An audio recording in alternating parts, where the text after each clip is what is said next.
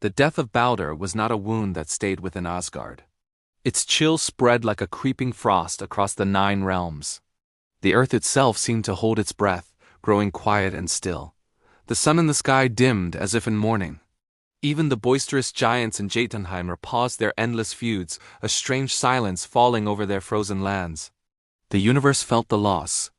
Baldr, the shining, the beloved, was gone. His body, once a vessel of light and joy, was carried with solemn reverence to his great ship, Ringhorni. It was the grandest of all vessels, a fitting pyre for a god so cherished. They placed him upon it, surrounded by treasures and offerings, a king even in death. His wife Nanna, her heart shattered by grief, collapsed and died beside him, her spirit refusing to be parted from his. The gods, immortal and mighty, gathered on the shore.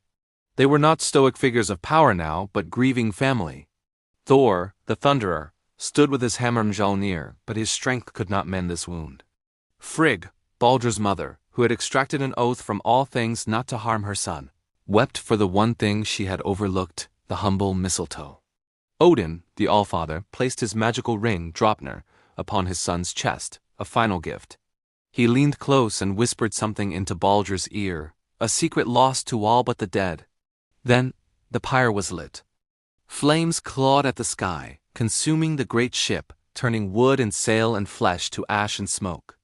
Warriors, hardened by 1,000 battles, bowed their heads.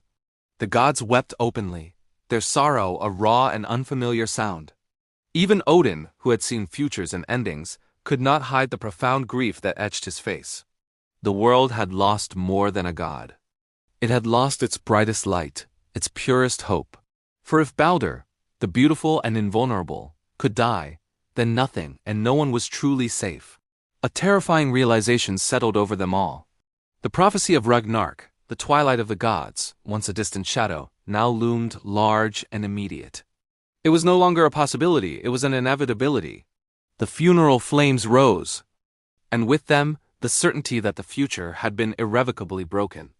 In the next episode, Odin will not accept this fate. He will journey to the underworld and bargain with Hel herself, making a desperate plea to reclaim what was lost. Stay with us for the next chapter of this ancient story. Subscribe so you don't miss it.